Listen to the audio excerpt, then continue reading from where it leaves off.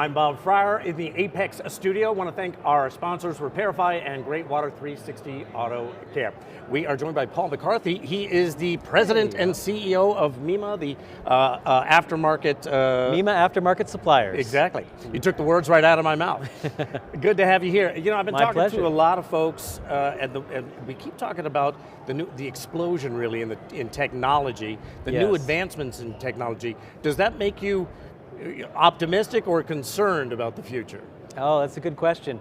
You know, pre-pandemic, the biggest question we probably got from CEOs, from investors was, should the aftermarket be worried or should we be excited about all the new technology? Is it an opportunity or a threat? And I think in the intervening years, and the view of our members is, we have answered that very strongly. Okay. We are clearly an entrepreneurial industry. We can adapt, and we are adapting and innovating, be prepared for what the new technology brings, and it's a tremendous opportunity. Why was there concern? What was the concern about? Well, I think the conventional wisdom at that time was, you're changing things on us. You're changing the business technology. No one likes change, right? Exactly. There's all this new vehicle technology of ADAS and electrification and connectivity. Can we repair this? Does anything break on an EV? And I think as we're finding, as the rubber hits the road, different things sometimes break, but EVs definitely break. So what we're finding is lots of unintended consequences from the new technology and lots of problems for us to fix. Well, you see the big conference right behind us. How does that come back to AAPEX? Oh, AAPEX, it's just such a great example of how our industry's not just adapting, but taking off with the new technology. So we have our new EV experience stage. We have 100 training sessions. It's becoming increasingly important for the folks who pick the parts, the tools, the diagnostics, the chemicals. They need to be here at AAPEX to understand the new technology. This is where you see it, and this is where you can feel it. And it's hard to look around at all these cool products that you see in the show floor and not say that the aftermarket is not only ready, but we're excited about the future.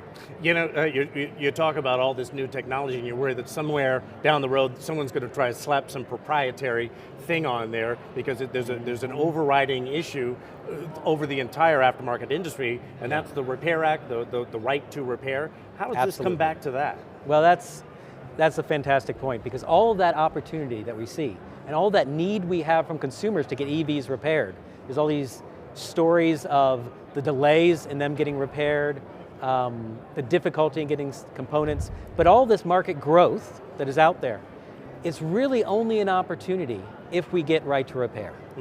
Because we can be locked out of all these different items.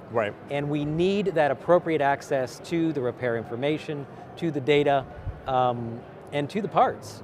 The ability to integrate our parts if we're going to have this. So it's literally billions and billions of dollars of opportunity. More importantly, it is over $92 billion by 2035 of consumer repair restrictions, things that they'd like to bring to the aftermarket to repair that we won't be able to do without right to repair. And it's because these new technologies are creating these new barriers to the ability to repair. Not that we can't repair it, we can do it, but only if we're allowed.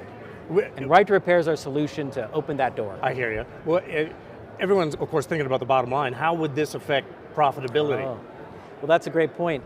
We did a landmark study this year with BCG, and they said, hey, if we do this right, open, safe connectivity, enabled by right to repair, it will allow our industry across it to increase our profit pools by $2 billion. Well, all profit. Wow. And as we increase, connectivity will allow us to repair those vehicles. It'll also allow us to improve our efficiency, our inventory, and just do a better job of getting the right part, the right place at the right time, and satisfying the customer. Yeah, when you talk about 70% of the market, a $2 billion injection of funds would go a long way. It'd go a long way and make a lot of customers happy. Yeah, absolutely.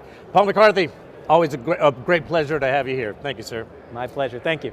Definitely want to, again, thank our sponsors, Repairify and Great Water 360 Auto Care, where they are bringing their cutting-edge, all-in-one diagnostic capabilities to the auto care space for the very first time. I'm Bob Fryer. We will see you right back here in the AAPEX studio.